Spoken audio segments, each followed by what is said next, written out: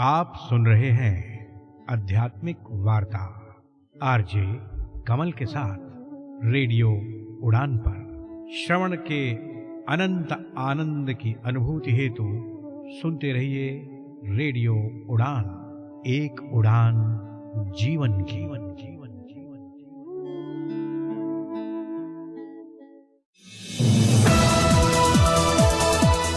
इस कार्यक्रम में भाग लेने वाले प्रतिभागियों के द्वारा दी जाने वाली जानकारी अथवा की जाने वाली चर्चा वास्तविक और काल्पनिक दोनों ही हो सकती हैं। चर्चा के दौरान किसी व्यक्ति के द्वारा दिए गए कथन एवं तथ्य के लिए कार्यक्रम के प्रस्तोता, प्रस्तुतकर्ता अथवा रेडियो स्टेशन प्रत्यक्ष या अप्रत्यक्ष रूप से जिम्मेवार नहीं है।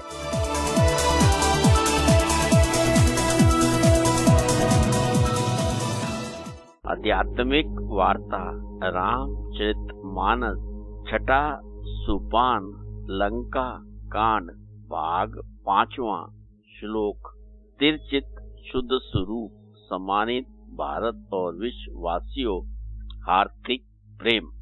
आज की इस भागती दौड़ती जिंदगी में सुकून के कुछ पल के लिए रेडियो उड़ान, एक उड़ान जीवन के माध्यम से प्रस्तुत आध्यात्मिक वार्ता के इस मंच पर एक बार फिर आपसे किए हुए वादे के मुताबिक आपके समक्ष उपस्थित हुआ है आपका अपना हम सफर। स्वीकार कीजिए आपके अपने हम सफर कमल का अभिनंदन। आध्यात्मिक वार्ता के इस मंच पर विगत दिवस हम सब ने मिलकर हमारे साथ जुड़े हुए हमारे विद्वान साथी के मुखारबिंद से गोस्वामी तुलसीदास जी द्वारा रचित रामचरितमानस के छठे सोपान लंका कांड में 20 तक का सफर तय किया, उसका श्रवण किया।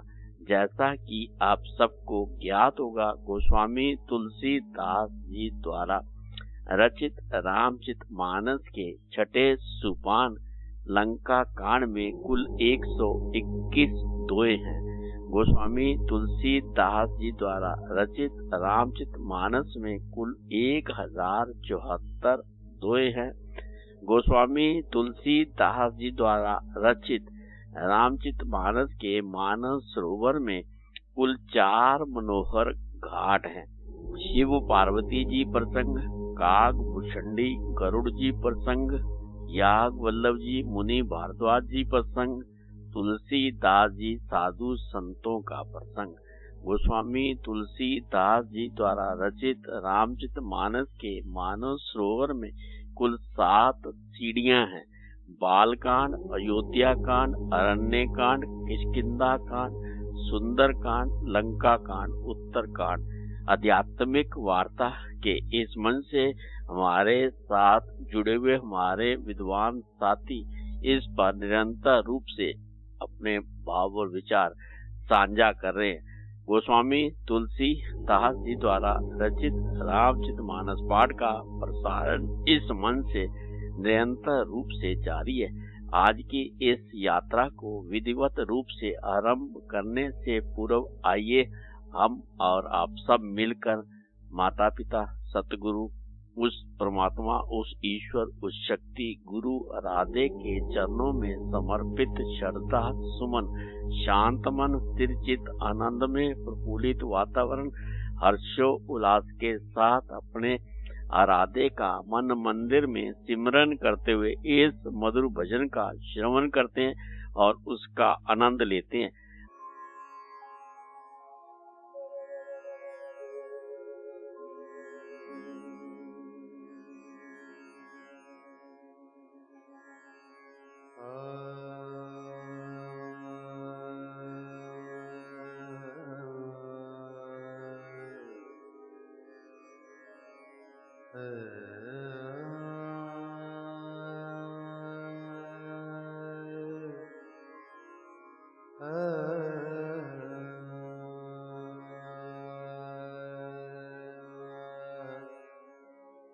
तप्त कांचन गौरांगी राधे वृंदावनेश्वरी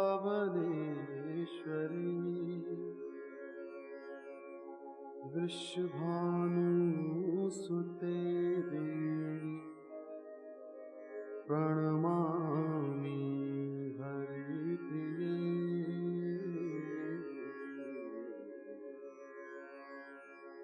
श्री कृष्ण चैतन्य प्रभु नित्यानंद श्री अद्वैत गदाधर श्रीवासादि गौर भक्तवृंद।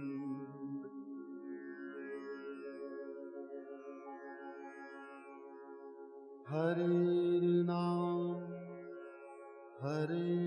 नाम हरे नामैव केवलम् कलौ नास्त्यैव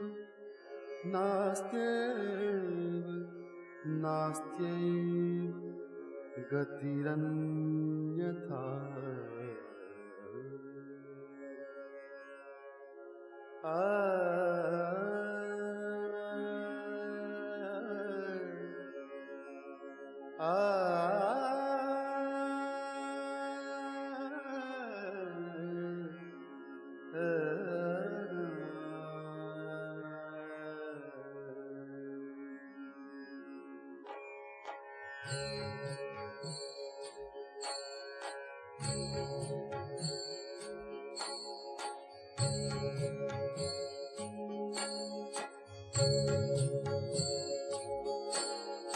हे गोविंद हे गोपाल हे गोविंद हे गोपाल हे दयाल लाल।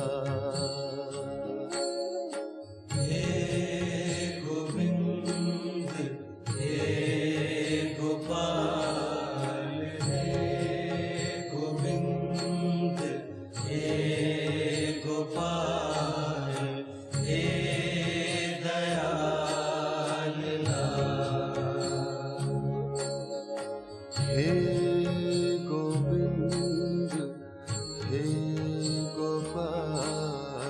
हे गोविंद हे गोपाल हे दयाल लाल।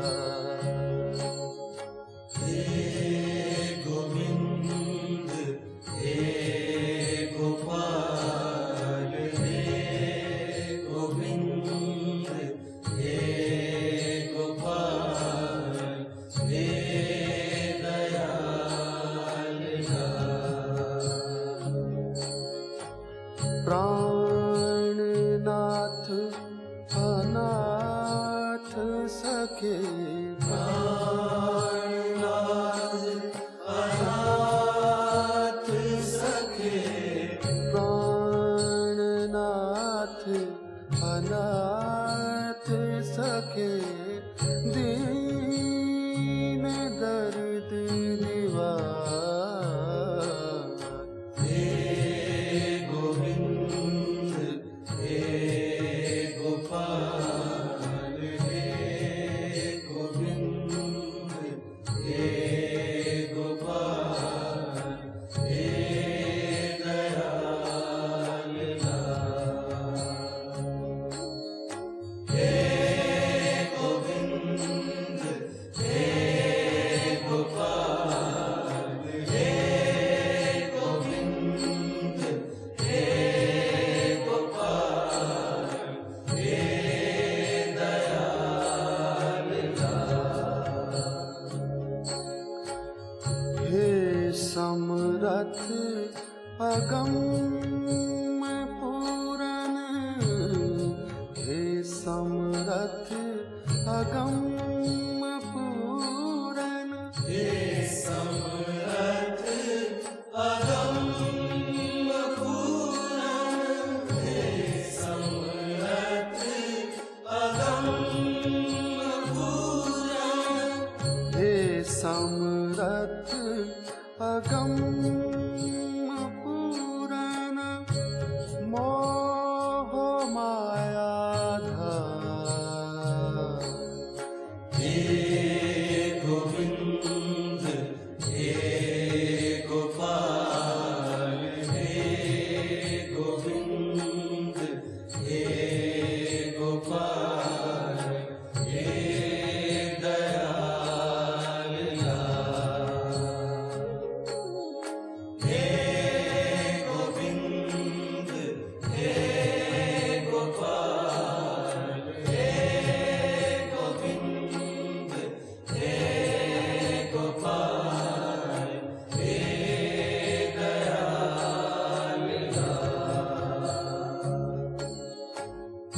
अंधकूप महाभयान, अंधकूप महाभयान, अंधकूप महाभयान, अंधकूप महाभयान, अंधकूप महाभयान, नानक पार उतार। हे गोविंद हे गोपाल, हे गोविंद हे गोपाल, हे दयाल लाल। हे गोविंद हे गोपाल, हे गोविंद हे गोपाल, हे दयाल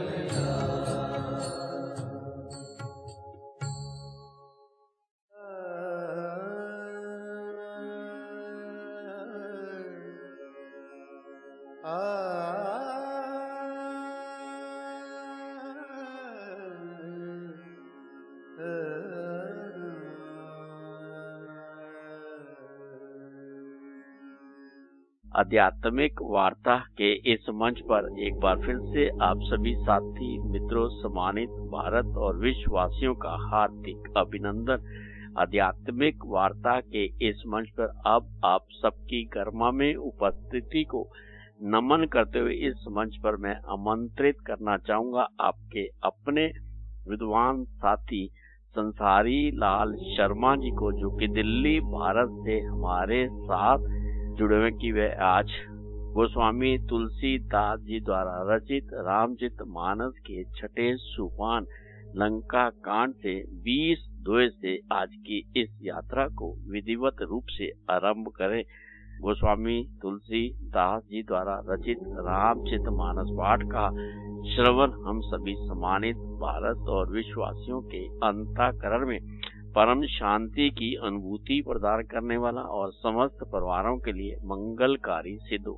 आइए अब हम सब मिलकर भगवत भाव से श्रवण करते हैं गोस्वामी तुलसीदास जी द्वारा रचित रामचरित मानस पाठ का अपने विद्वान साथी संसारी लाल शर्मा जी से। इस मंच पर संसारी लाल शर्मा जी का हार्दिक अभिनंदन। श्री राम जय राम जय जय राम, श्री राम जय राम जय जय राम। मित्रों नमस्कार। जैसा कि हम लंका कांड में देख रहे हैं कि अंगद रावण को सलाह देते हैं कि दांतों में तिनका दबाओ, गले में कुल्हाड़ी डालो और कुटुंबियों सहित अपनी स्त्रियों को साथ लेकर आदर पूर्वक जानकी जी को आगे करके इस प्रकार सब भय छोड़कर चलो। प्रणत पाल रघुवंश मणि त्राहि त्राहि अब मोही, आदत गिरा सुनत प्रभु अभय करोगो तू सियावर राम जय जय राम। मेरे प्रभु राम जय जय राम। और हे शरणागत के पालन करने वाले रघुवंश शिरोमणि श्री राम जी, मेरी रक्षा कीजिए, रक्षा कीजिए। इस प्रकार आर्त प्रार्थना करो, आर्त पुकार सुनते ही प्रभु तुमको निर्भय कर देंगे। तो आज हम 20 दोहे को आगे कंटिन्यू करते हैं। रे कपिपूत बोल संभारी, मूड न जाने मोई सुरारी, कौ निज नाम जनक कर भाई, के नाते माने मिताई। रावण कहता कि रे कपिपोत बोल संभारी, मूड न जाने मोही सुरारी। रावण ने कहा, अरे बंदर के बच्चे संभाल कर बोल, मूर्ख मुझ देवताओं के शत्रु को, सुरारी देवताओं के शत्रु को तूने जाना नहीं। कौन निज नाम जनक कर भाई, के नाते मानी मिताई। अरे भाई, अपना और अपने बाप का नाम तो बता, किस नाते से मित्रता मानता है? अंगद नाम बालिकर बेटा, तासो कबू गही भेटा। अंगद बचन सुनत सकुचाना, रा बाली बार में बानर में जाना। अंगद कहते हैं, अंगद नाम बालिकर बेटा, तासो कबू भई ही बेटा। अंगद ने कहा, मेरा नाम अंगद है, मैं बाली का पुत्र हूँ, उनसे कभी तुम्हारी भेंट हुई थी। अंगद बचन सुनत सकुचाना, रा बाली बानर में जाना। अंगद का वचन सुनते ही रावण कुछ सकुचा गया और बोला, हाँ मैं जान गया, मुझे याद आ गया, बाली नाम का एक बंदर था। अंगद तई बालिकर बालक, उपज्यो हन वंश अनल कुल खालक। गर्भ न गयो व्यर्थ तुम्हें जानू, निज मुख तापस दूत कहायो। रावण कहता है कि अंगद तही बालिकर बालक, उपजो वंश अनल कुल घालक। अरे अंगद, तू ही बाली का लड़का है? अरे कुल नाशक, तू तो अपने कुल रूपी बांस के लिए अग्नि रूप ही पैदा हुआ। गर्भ न गयो व्यर्थ तुम जान्यो, निज मुख तापस दूत कहायो। गर्भ में ही क्यों नहीं मर गया, नष्ट हो गया? तू व्यर्थ ही पैदा हुआ, जो अपने ही मुंह से तपस्वियों का दूध कहना है। अब कहूँ कुशल बालिका आई, भेंसी बचन तब अंगद कहीं। दिन 10 गए बाल पर जाई, बूझे कुशल सखा उरलाई। रावण कहता है कि अब कहूँ कुशल बालिका आई, अब बाली की कुशल तो बता, वह आजकल कहाँ है? व्यंग कर रहा है। भेंसी बचन तब अंगद कहीं। अंगद ने भी हंसकर कहा कि दिन 10 गए बाली पही जाई, बूझे कुशल सखा उरलाई। 10 कुछ दिन बीतने पर स्वयं ही बाली के पास जाकर अपने मित्र को हृदय से लगाकर उसी से कुशल पूछ लेना। अंगद ने कहा, राम विरोध कुटिल जस होई, सो सब तोई सुनायो सोई। सुन सिख सठ बिग होई मन ताके, श्री रघुवीर हृदय नहीं जाके। राम विरोध कुशल 10 होई। अंगद कहते हैं, श्री राम जी से विरोध करने पर जैसी कुशल होती है, सो सब तो ही सुनायो सोई। वह सब तुमको वे सुनाएंगे, बाली तुम्हें वही बता देंगे। सुन सठ भेद होई मन ताके, श्री रघुवीर हृदय नहीं जाके। आगे रावण कहते हैं कि ये मूर्ख सुन, भेद उसी के मन में पड़ सकता है, भेद नीति उसी पर अपना प्रभाव डाल सकती है जिसके हृदय में श्री रघुवीर ना हो। हम कुल घालक सत्य तुम, कुल पालक 10 शीस। अंधों भद्र न अस कहीं, नैन कान तब 20। सियावर राम जय जय राम, मेरे प्रभु राम जय जय राम। अंगद कहते हम कुल घालक सत्य तुम, कुल पालक 10 शीस। सच है, मैं तो कुल का नाश करने वाला हूँ, और हे रावण तुम कुल के रक्षक हो। अंधों बधिर न अस कहीं, नैन कान तब 20।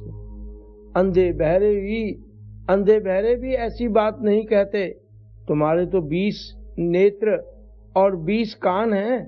शिव बिरंचि सुर मुनि समुदायी, चाहत दास चरण सेवकाई। तासु दूत हुई हम कुल बोरू, बोरा ऐसे मति गुर बिबर न तोरा, बेहर न तोरा। शिव बिरंचि सुर मुनि समुदायी, चाहत जात चरण सेवकाई। शिव ब्रह्मा आदि देवता और मुनियों के समुदाय जिनके चरणों की सेवा करना चाहते हैं, उनका दूत होकर ऐसे उम्मति उर बसुन तोरा। तासु दूत हुई हम कुल बोरा। उनका दूत होकर मैंने कुल को डुबो दिया। अरे ऐसी बुद्धि होने पर भी तुम्हारा हृदय फट नहीं जाता। सुनि कठोर बाणी कपिकेरी, कहत दसानन नयन तरेरी। खल तब कठिन जत बचन सब सयूं, नीति धर्म मैं जानत हूं। सुनि कठोर बाणी कपिकेरी, कहत दसानन नयन तरेरी। अंगद की वाणी कठोर वाणी को सुनकर, अंगद की कठोर वाणी को सुनकर रावण आंखें तरेर कर बोलता है कि खल तब कठिन बचन सब सहूं, नीति धर्म मैं जानत हूं। अरे दुष्ट, मैं तेरे सब कठोर वचन इसलिए सह रहा हूं कि मैं नीति और धर्म को जानता हूं, उन्हीं की रक्षा कर रहा हूं। कह कपि धर्म शीलता तोरी, हमो सुने कृत पर त्रिय चोरी। देखी नयन दूत रखबारी, बूढ़ी न मरो धर्म भ्रतधारी। कह कपि धर्मशीलता तोरी, हमो सुनी कृत पर त्रिय चोरी। अंगद ने कहा कि तुम्हारी धर्मशीलता मैंने भी सुनी है, वह यह कि तुमने पराई स्त्री की चोरी की है और दूध की रक्षा की है। हमो सुनी कृत पर त्रिय चोरी, देखी नयन दूत रखबारी, बूढ़ न मरो धर्म भ्रतधारी। दूध की रक्षा की बात तो अपनी आंखों में देख ली। ऐसे धर्म के व्रत को धारण पालन करने वाले तुम डूबकर मर नहीं जाते। बूढ़ न मरो धर्म व्रतधारी, ऐसे धर्म की रक्षा करने वाले तुम डूबकर मर क्यों नहीं जाते। कान नाक बिन भगनी निहारी, उमा कीन तुम धर्म विचारी। धर्मशीलता तब जग जागी, पावा दरस हमऊ बड़बागी। कान नाक बिन भगनी निहारी, नाक कान से रहित बहन को देखकर उमा कीन तुम धर्म विचारी। तुमने धर्म विचार कर ही तो क्षमा कर दिया था। धर्मशीलता तब जग जागी, पावा दरस हमऊ बड़बागी। तुम्हारी धर्मशीलता जग जाहिर है। मैं भी बड़ा भाग्यवान हूँ जो मैंने तुम्हारा दर्शन पाया। जननी जलपसी जड़ जंतु, कपिसठ बिलोक मम बाहु। लोकपाल बल विपुल शशि, ग्रसन हेतु तब राहु। अंगद कहते हैं जनी जलपसी जड़ जंतु कपि सठ विलोक मम बाहु। रावण ने कहा, अरे जड़ जंतु वानर, व्यर्थ बकबक मत कर। अरे मूर्ख, लोकपाल बल विपुल शशि, ग्रसन हेतु सब राहु। व्यर्थ बकबक मत कर। अरे मूर्ख, मेरी भुजाओं तो देख, ये सब लोकपालों के विशाल बल रूपी चंद्रमा को ग्रसने के लिए राहु हैं ये भुजाएं। पुनि नभ सर मम कर निकर, कमल पुर करिबास। शोभत भयो मराल इव, शंभु सहित कैलाश सियावर राम। मेरे प्रभु राम जय जय राम। पुनि नभ सर मम उर निकर, कमल पर करिबास। फिर तूने सुना ही होगा कि आकाश रूपी तालाब में मेरी भुजाएं रूपी कमलों पर बसकर शोभा भयो मरालेव शंभु सहित कैलाश। मेरी भुजाओं रूपी कमलों पर बसकर शिवजी सहित कैलाश हंस के समान शोभा को प्राप्त हुआ था। तुमरे कटक माज सुन अंगद, मोशन भिरई कवन जो धावद। तब प्रभु नारी बिरह बलहीना, अनजतास दुख दुखी मलीना। तुमरे कटक माज सुन अंगद, मोशन भिरई कवन जो धावद। अरे अंगद सुन, तेरी सेना में बता, ऐसा कौन योद्धा है जो मुझसे भिड़ सकेगा। तब प्रभु नारी बिरह बलहीना, अनुजतास दुख दुखी मलीना। तुम्हारा जो तेरे मालिक तो स्त्री के वियोग में बलहीन हो रहा है। तेरा मालिक तो स्त्री के वियोग में बलहीन हो रहा है और उसका छोटा भाई उसी से उसके दुख से दुखी हो और उदास है। तुम सुग्रीव कूल द्रुम दो, अनुज हमार भीर अति सो। जामवंत मंत्री अति बूढ़ा, सो की हो अब समरारूढ़ा। वो कहता तुम सुग्रीव कूल द्रुम दो, अनुज हमार वीर अति सो। रावण कहता है कि तुम और सुग्रीव दोनों नदी तट के वृक्ष हो। रहा मेरा छोटा भाई विभीषण, तो वह भी बड़ा डरपोक और कायर है। जामवंत मंत्री अति बूढ़ा, सो की हो अब समरारूढ़ा। जामवंत मंत्री, जामवंत बहुत बूढ़ा है, वह अब लड़ाई में क्या चढ़ युद्ध कर सकता है। शिल्पी कर्म जाने नल नीला, है कपि एक महाबलशीला। आवा प्रथम नगर जहि जारा, सुनत बतन कह बाली कुमारा। शिल्पी कर्म जाने नल नीला, नल और नील तो शिल्प कर्म जानते हैं, वे लड़ना क्या जाने। है कपि एक महाबलशीला, आवा प्रथम नगर जहि जाना।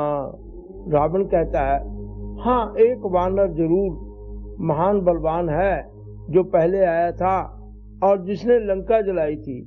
सुनत बचन कह बाली कुमारा। बाली ने, अंगद ने रावण के ये वचन सुनते ही बाली पुत्र अंगद ने कहा, सत्य वचन कहो निश्चर नाहा, सांच्यों की सिकीन पुरदाहा। रावण नगर अल्प कपि दहीं, सुनियस वचन सत्य को कहीं।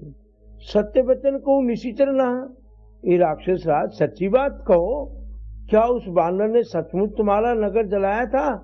सत्य वचन को निश्चर नाहा, सांच्यों की कीन पुरदाहा, क्या उसने वास्तव में तुम्हारा नगर जला दिया था।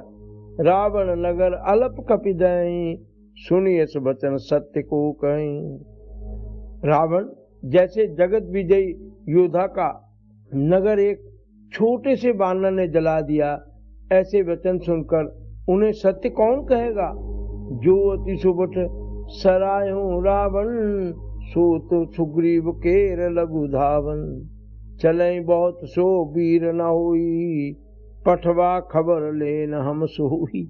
अंगद कहते हैं जो अति सुबट सरायों रावण, सो सुग्रीव केर लघु धावन। हे रावण, जिसको तुमने बहुत बड़ा योद्धा कहकर सराहा है, वह तो सुग्रीव का एक छोटा सा दौड़कर चलने वाला हरकाला है। पठवा खबर लेन हम सोई, चले बहुत सो वीर न होई। वह तो सुग्रीव का एक छोटा सा दौड़कर चलने वाला हरकरा है, वह बहुत चलता है, वीर नहीं है। उसको तो हमने केवल खबर लेने के लिए भेजा था। सत्य नगर कपि जारहूं, बिन प्रभु आय सुपाई। फिर न गयूं सुग्रीव पहीं, तेई भय रहा लुकाई। सियावर राम जय जय राम। अंगद कहते हैं सत्य नगर कपि जारहूं, बिन प्रभु आय सुपाई। क्या सचमुच उस वानर ने प्रभु की आज्ञा पाए बिना ही तुम्हारा नगर जला डाला। फिर न गयो तू सुग्रीव पहीं, ते भय रहा लुकाई। मालूम होता है इसी डर से वह लौटकर सुग्रीव के पास नहीं गया और कहीं छुप रहा है। सत्य कहीं 10 कंठ सब, मोई न सुनी कछु को न हमारे कटकस। तो सन लड़त जो सो सियावर राम जय जय राम। सत्य कहीं 10 कंठ सब, मोई न सुनी कछु को। हे रावण, तुम सब सत्य ही कहते हो, मुझे सुनकर कुछ भी क्रोध नहीं है। सचमुच को न हमारे कटकस है, तो सन लड़त जो सो। सचमुच हमारी सेना में कोई भी ऐसा नहीं है जो तुमसे लड़ने में शोभा पाए। प्रीति विरोध समान सन, करे नीति सियाही। जो मृग प्रतिबद्ध में ढकनी, बल की कहीं कूताई। सियावर राम जय जय राम, मेरे प्रभु राम जय जय राम। अंगद कहते हैं कि प्रीति विरोध समान सन, करे नीति अस आही। तो मृगपति बद मेंढकन ही भल की कहीं को ताई। प्रीति और बैर बराबरी वाले से करना चाहिए। नीति ऐसी ही है। सिंह यदि मेंढकों को मारे तो क्या उसे कोई भला कहेगा? यद्यपि लघुता राम कहूँ तो ही बदे बड़ दोष, तदपि कठिन 10 कंठ सुनो, छत्र जाति कर रोष। सियावर राम जय जय राम। मेरे प्रभु राम जय जय राम।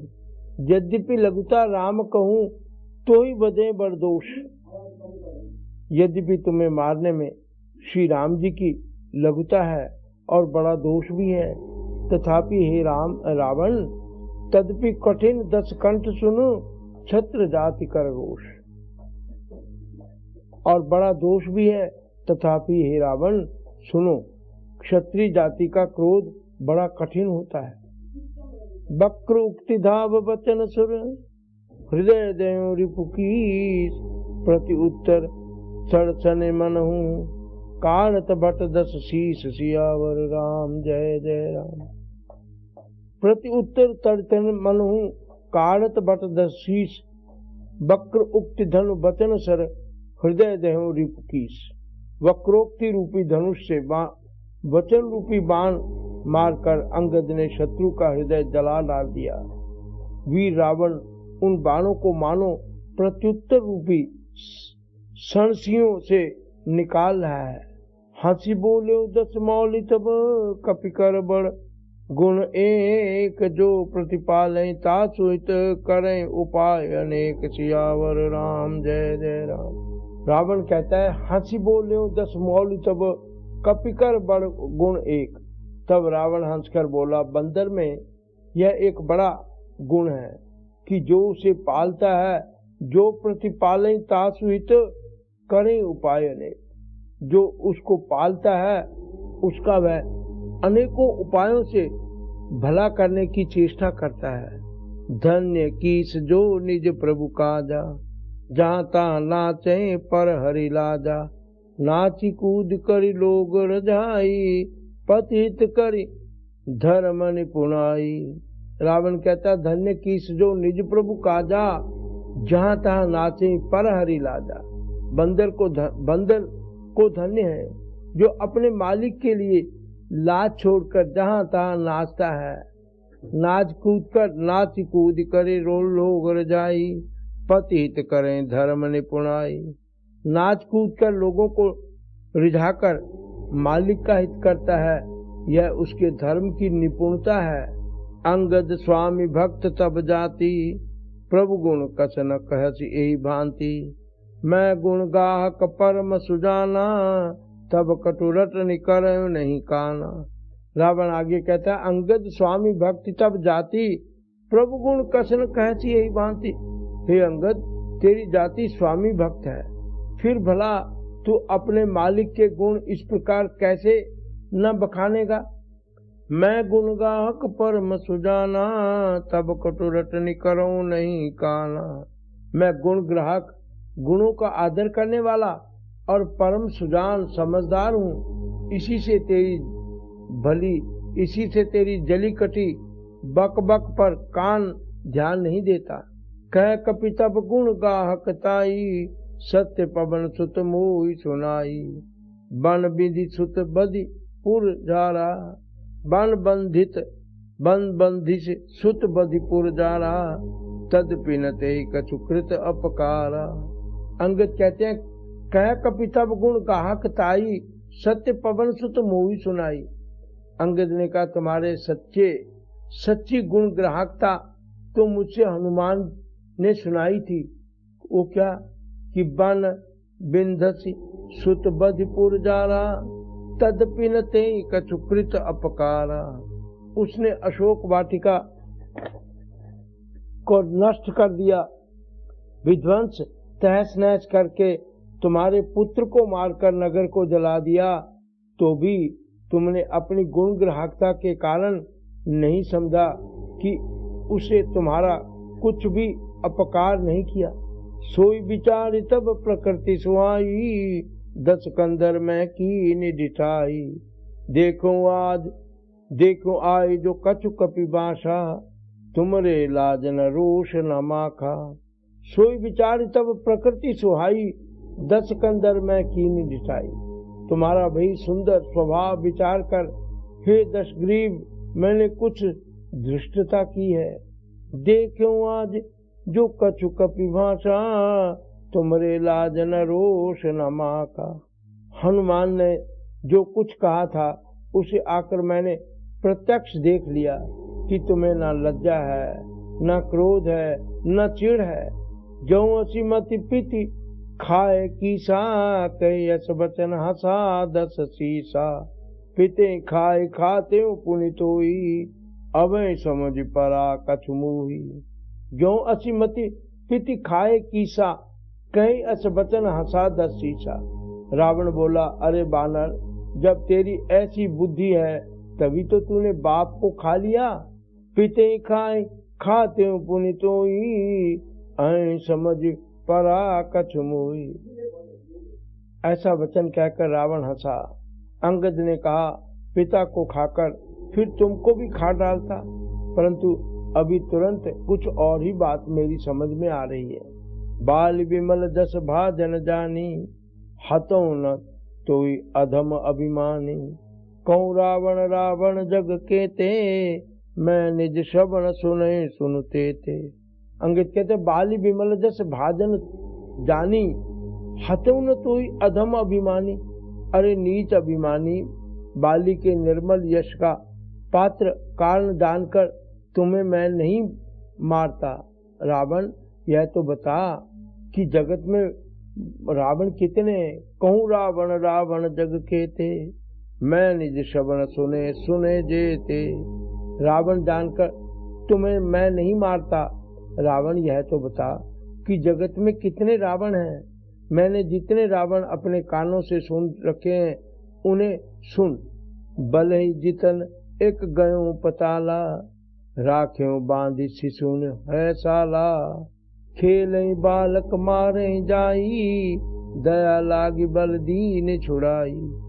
बलि जितन एक गयो पताला, एक रावण तो बलि को जीतने गया, पताल में गया था। राख्यों बांधी शिशु है सीला, तब बच्चों ने उसे घुड़साल में बांध रखा था। खेल बालक मारे जारी, दया लागी बल दीन छुड़ाई। तब बच्चों ने उसे घुड़साल में बांध रखा। बालक खेलते थे और जा जाकर उसे मारते थे। बलि को दया लगी, तब उन्होंने उसे छुड़ा दिया। एक बोर सहस बुझ देखा, धाई धरा जिमि जंतु विशेषा। कौतक लागी भवन लय आवा, सो पुलस्त मुनि जाय छुड़ावा। दूसरा रावण कौन सा? एक बोर सहस बुझ देखा, धाई धरा जिमि जंतु विशेषा। फिर एक रावण को सहस्त्रबाहु ने देखकर और उसे दौड़कर उसको एक विशेष प्रकार के विचित्र जंतु की तरह समझकर पकड़ लिया था सहस्त्रबाहु ने। कौतक लागी भवन लय आवा, सो पुलस्ति मुनि जाय छुड़ावा। जंतु समझकर उसने उसको अपने महल में ले लिया और पुलस्त मुनि ने जाकर उसे छुड़ाया। एक कहत मोहि सकुच अति, रहा बाल के काख।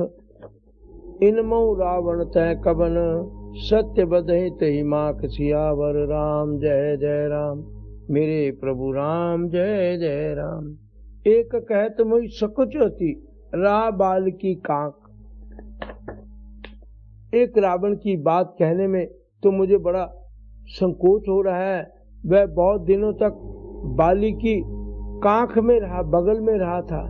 अब ये बताओ, इनमें रावण तय कवन, सत्य बदे तदि माख। इनमें से तुम कौन से रावण हो? खिजीना छोड़कर सच सच बताओ।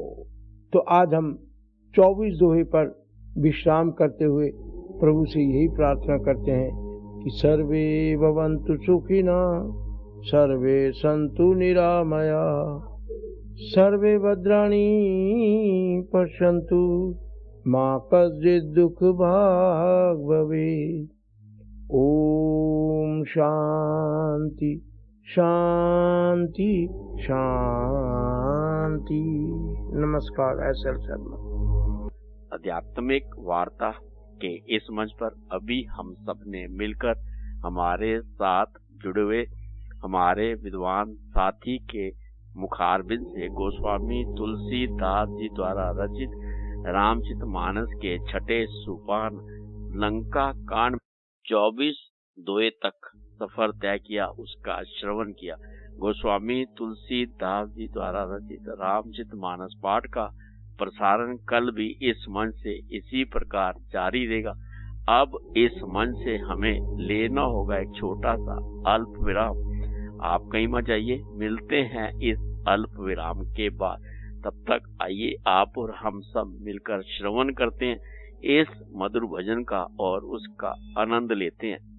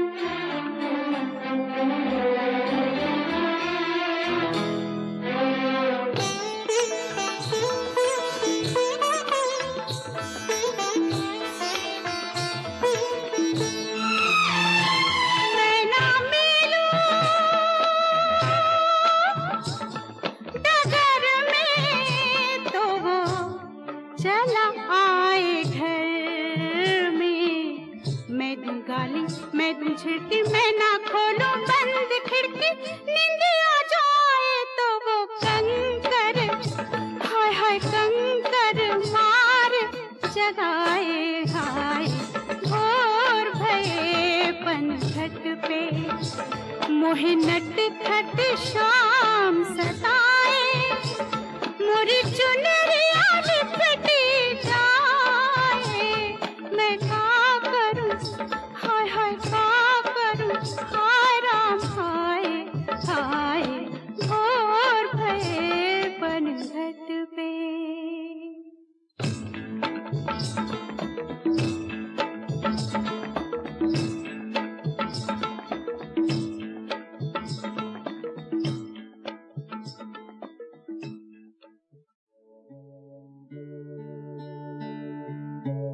आप सुन रहे हैं आध्यात्मिक वार्ता आरजे कमल के साथ रेडियो उड़ान पर। श्रवण के अनंत आनंद की अनुभूति हेतु सुनते रहिए रेडियो उड़ान। एक उड़ान जीवन की।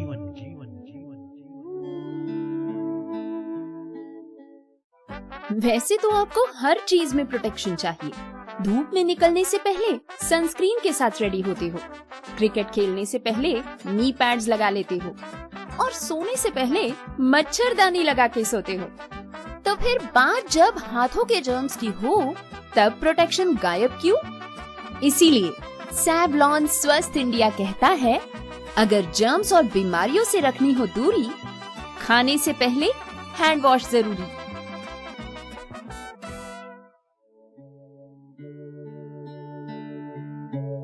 आप सुन रहे हैं आध्यात्मिक वार्ता आरजे कमल के साथ रेडियो उड़ान पर। श्रवण के अनंत आनंद की अनुभूति हेतु सुनते रहिए रेडियो उड़ान। एक उड़ान जीवन की। आध्यात्मिक वार्ता के इस मंच पर अल्प विराम के बाद आप सभी साथी मित्रों, सम्मानित भारत और विश्ववासियों का हार्दिक अभिनंदन। आध्यात्मिक वार्ता के इस मंच पर आप सबकी गरिमा में उपस्थिति को नमन करते हुए इस मंच पर मैं आमंत्रित करना चाहूंगा आपके अपने विद्वान साथी भरत राम जी को, जो कि उत्तराखंड से हमारे साथ जुड़े हुए श्लोक पर अपने भाव और विचार इस मंच पर साझा करें। इस मंच पर भरत राम जी का हार्दिक अभिनंदन। जय श्री राम। दुश्शीलम मातृदोषेण पितृदोषेण मूर्खता। जो चरित्रहीनता हमारे जीवन में आती है ना, वो माता के दोष से आती है। तो आप सबको एक श्लोक सुना रहा हूँ। तो दुश्शीलम मातृदोषेण, माता में दोष होता है तो पुत्र या पुत्री में जो दुश्शीलता आती है, जब स्वभाव अच्छा ना हो, पुत्र या पुत्री का चरित्र अच्छा ना हो, तो वहाँ माता की कमी मानी जाती है। ऐसा श्लोक है, नीतिगत श्लोक है। पितृदोषेण मूर्खता। पिता का जब दोष होता है तो पुत्र या पुत्री पढ़ नहीं पाते हैं, यानी कि जीवन में मूर्खता अधिक बनी रहती है। ये बात है। तो दुश्शीलम मातृदोषेण पितृदोषेण मूर्खता। कार्पण्यम वंशदोषेण। कंजूसी, कृपणता, कंजूस मक्खी चूस कहते हैं ना लोग। तो जब ये वंश कुल परंपरा जो होती है, वंश परंपरा कुल परंपरा से, यदि किसी वंश में किसी कुल में यदि कंजूस जब अधिक लोग होते हैं तो फिर कंजूसी या कृपणता, कार्पण्य, तो ये वंश दोष के कारण आती है। तो दुश्शीलम मातृदोषेण पितृदोषेण मूर्खता। कार्पण्यम वंशदोषेण आत्मदोषात् दरिद्रता। गरीबी जो है, दरिद्रता जिसे कहते हैं। कोवा दरिद्रो यस्तु विशाल तृष्णा। जिनकी इच्छाएं बहुत बड़ी बड़ी विशाल तृष्णाएं हैं। दरिद्रो यस्तु असंतुष्ट, असंतुष्ट व्यक्ति ही दरिद्र है।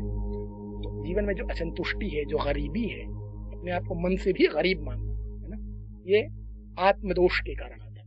आत्मदोषात् दरिद्रता। मानस में भी आया ना कि नहीं दरिद्र सम दुख जग माही। संत मिलन सम सुख जग नाही, नहीं दरिद्र सम दुख जग नाही। दरिद्रता के समान कोई दुख नहीं और संत मिलन के समान कोई सुख नहीं। संत मिलते हैं तो बड़ा सुख मिलता है। तो इसलिए आत्मदोषा दरिद्रता ये चर्चा है। तो दुशीलम मातृ दोषेण, माता के दोष से है ना, शील के कई अर्थ है।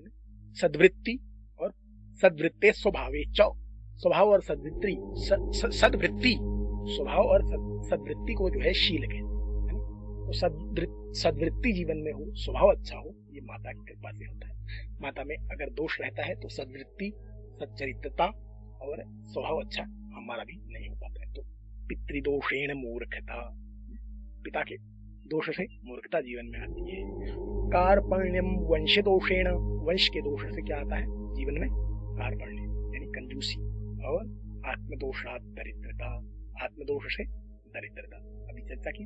तो इसलिए कुल देवी की पूजा, कुलोचित विचार, कुलाचार, कुलदेव कुलदेवी है ना, अपने इष्ट देव, ये सब की कृपा जीवन में हो और पवित्र जीवन रहता है और अच्छा अपनी कुल परंपरा का ज्ञान हो तो सब अच्छा जीवन चलता है। वर्णाश्रम के अनुसार जीवन यदि कोई जी रहा हो, ब्राह्मण क्षत्रिय वैश्य शूद्र ये 4 वर्ण, ब्रह्मचारी गृहस्थ वानप्रस्थ और सन्यासी ये 4 आश्रम है ना। तो ये बात है ना। अति शूद्र और अंत्यज की चर्चा भी कहीं कहीं आती है, किंतु जो वर्ण से जो इधर उधर हो जाते हैं तो फिर उनको वर्ण संकर कहा गया है। जैसे गीता में स्त्रीसु दुष्टासु वार्ष्णेय जायते वर्ण संकर है ना। तो पतंत पितरो येषाम लुप्त पिंडोदक क्रिया, अर्जुन कहते हैं कि फिर पितरों का पतन हो जाता है जब स्त्रियां दुष्ट हो जाएंगी, वर्ण संकरता फैलेगी। फिर बाद में धीरे धीरे जब पितरों का पतन हो जाएगा, पिंडोदक, पिंडदान आदि, जलदान आदि की क्रियाएं जब लुप्त हो जाएंगी तो फिर श्राद्ध परम प्रसाद पितृपक्ष भी पीछे आया था। तो श्राद्ध परम पितृकर्म बड़ा अनिवार्य बताया गया। देव कर्म यदि ऐच्छिक है, पितृकर्म तो अनिवार्य बताया गया है। इसलिए कुल परंपरा का विशेष ध्यान रखने की बात हमारे शास्त्रों में कही जाती है। तो वर्ण आश्रम व्यवस्था भी बड़ी महत्वपूर्ण मानी जाती है। तो और आश्रम से जो है ना बाहर हो जाते हैं तो उनको अनाश्रमी कहा जाता है, यानी ब्रह्मचारी नहीं, गृहस्थ नहीं, वानप्रस्थ नहीं, सन्यासी नहीं, तो फिर अनाश्रमी कहा है ना। और स्त्री और पुरुष और नपुंसक, ये स्त्री पुरुष है ना, ये लिंग व्यवस्था, वर्ण आश्रम और लिंग, स्त्री और पुरुष और नपुंसक जो है ये है ना, ये भी एक जो स्त्री भी नहीं है और पुरुष भी नहीं है, उसको क्या कहते हैं? नपुंसक। इनका भी अपना महत्व है। लेकिन जीवन में क्या कहते हैं कि भगवान की भक्ति सब कर सकते हैं, नारी पुरुष है या नपुंसक, कोई भी भगवान को कपट, छल कपट जीवन का छोड़ करके सर्व है ना भाव से, सर्व भावे न भारत, भगवान का भजन अच्छे मन से सब कर। तो ये अब देखिए मातृदोषेण है ना, दुश्शीलम मातृदोषेण। दीति के विषय में सब जानते हैं ना। दीति ने जब अपने पति कश्यप से जबरदस्ती की है ना, संभोग करने के लिए जबरदस्ती की, सेक्स करो मेरे साथ, तो संध्याकालीन समय में ही है ना जो, तो माता के दोष से क्या हुआ? राक्षस हो गए पुत्र। कौन? हिरण्याक्ष और हिरण्यकशिप। तो ये तो प्रसंग सब जानते हैं, श्रीमद् भागवतम आदि में, कई पुराणों में है ना, ये प्रसिद्ध प्रसंग है। तो यहाँ माता की गड़बड़ी से सब गड़बड़ी हुई। संध्या काल में है ना, जिस समय सूर्य अस्त हो रहा हो उस समय भोजन करना, संभोग करना, नींद लेना, सोना, अध्ययन अध्यापन मना किया जाता है। उसके बाद कर लीजिए, लेकिन उस समय मना किया जाता है। यदि उस समय भोजन करते हैं तो लोग या फिर ऐसा कहते हैं कि भाई बीमार भी पड़ सकते हो, निद्रा लेते हैं तो वो भी अच्छा नहीं बताया जाता है ना। और उस समय सेक्स यदि कोई करता है संध्या काल में तो मैथुने दुष्ट संतति होती है। तो देखो ये हिरण्याक्ष और हिरण्यकशिप कितने दुष्ट हुए, तो इसलिए है ना हिरण्याक्ष भगवान ने वाराह अवतार लेकर के मारा, हिरण्यकशिप को नृसिंह बन करके भगवान ने निपटाया। तो प्रसंग तो बहुत बड़ा है, तो आप सब जानते हैं। तो ये बात है दुश्शीलम मातृदोषेण, माता के दोष से ये सब जीवन में आता है। संध्या काल में ये सब नहीं किया जाता, ये भी बात है। तो यदि हम सोते हैं संध्या काल में तो वो भी अच्छा नहीं माना गया है ना। और उस समय यदि पढ़ाई भी करते हैं संध्या काल में, जिस समय सूर्यास्त हो रहा है, तो वो मतलब कि उस समय याद नहीं रहेगा, स्मरण शक्ति उस समय उतनी अच्छी नहीं रहती है, तो कहते हैं। तो ये भी बातें कही जाती है। उस समय सोने से आयु आदि घटती है, आयु, तो ये भी बात कही गई है कहीं कहीं। तो ये सब है। तो दुश्शीलम मातृदोषेण, पितृदोषेण मूर्खता, पिता के दोष से जीवन में क्या आती है? मूर्खता। तो आजकल बहुत से ऐसे प्रसंग भी मिल जाएंगे आपको है ना, जीवन में मूर्खता बहुत अधिक होती है किसी किसी की। हारे ओ पिता पढ़ाई पढ़ाई, प्रेम मगन मन कछु न सुहाई, हारे ओ पिता पढ़ाई पढ़ाई। तो ऐसे प्रसंग भी है कई। और कार्पण्यम वंश दोषेण, कंजूसी जो है वंश दोष के कारण आती है, कुल दोष के कारण। तो कई लोग कंजूस होते हैं, समझ लेना चाहिए कि ये कुल परंपरा में ही है ना कुछ गड़बड़ियां आ गई है। और आत्मदोषा दरिद्रता, तो हम मेहनत करें तो हम धनी हो सकते हैं, तो अपने दोष के कारण ही दरिद्रता जीवन में रहती है। वैसे ऐसा भी कहीं कहीं हमारे शास्त्रों में आया है कि भाई आयु कर्म च वित्तम च, आयु कर्म क्या करेंगे क्या नहीं, निश्चित श्वास कितना हम जिएंगे है ना, और धन कितना कमाएंगे, आयु कर्म च वित्तम च, विद्या कितनी प्राप्त करनी है हमें करेंगे, विद्या निधन मृत्यु कब होनी है, निधन विद्या निधन में वच पंचैतानि तो सृजन्ते गर्भस्थस्ते देना, ये गर्भ में ही निश्चित हो जाता है। किंतु फिर भी प्रारब्ध वो तो नया बल नहीं है, पुरुषार्थ यानी पौरुष को नया बल है, परमात्मा की कृपा हो तो कुछ कुछ परिवर्तन भी किया जा सकता है, क्योंकि मनुष्य सर्वथा प्रारब्धाधीन ही नहीं है। क्यों? क्योंकि मनुष्य यदि सर्वथा प्रारब्धाधीन ही होता तो मनुष्य को लौकिक वैदिक विधि निषेध क्यों प्राप्त होते? लौकिक वैदिक विधि निषेध प्राप्त है, इससे सिद्ध है कि मनुष्य आदि सर्वथा प्रारब्धाधीन नहीं है। हाँ, कुछ कुछ तो प्रारब्धाधीन है ही, लेकिन सर्वथा नहीं है, इसलिए कुछ कुछ जीवन में परिवर्तन भी किया जा सकता है। ये भी बातें हैं। तो पुरुषार्थ करें, भगवान से प्रार्थना करें, प्रतीक्षा करें, तो जीवन में सफलता का प्राकट्य हो ही जाता है। प्रयास परिश्रम यानी मेहनत करते हैं, प्रभाव बढ़ता है तो सफलता मिल ही जाती है। तो ये सब बातें हैं, है ना। तो एक बार पुनः, दुश्शीलम मातृदोषेण पितृदोषेण मूर्खता, कार्पण्यम वंशदोषेण आत्मदोषात् दरिद्रता। आत्मदोषात् दरिद्रता, दरिद्रता जीवन में अपने दोष के कारण। कई लोग बड़ी मेहनत करके जो है पुरुषार्थ करके जीवन में सेठ बन जाते हैं ना। लोग तो यहाँ तक कहते हैं भाई कोई जल्दी बनेगा, कोई लेट बनेगा, लेकिन जो भगवान की भक्ति करेगा, भगवान में निष्ठा जो रखेगा, वो अवश्य एक न एक दिन सेठ बनेगा, ऐसा भी लोग कहते हैं। तो ये भी है, भगवान की कृपा हो सब पर, है ना। तो बातें तो बहुत ही जा सकती हैं, लेकिन सब पर भगवान की कृपा हो, इतना ही आज सबके लिए। सबको कोटि कोटि नमन। जय श्री राम। आध्यात्मिक वार्ता के इस मंच पर अभी हम सब ने मिलकर अपने विद्वान साथी भरत राम जी के मुखारबिंद से श्लोक पर उनके भाव, उनके विचारों का श्रवण किया, उसे जाना और समझा। साथियों, मित्रों, समय की मर्यादा को देखते हुए आज का कार्यक्रम बस यहीं तक।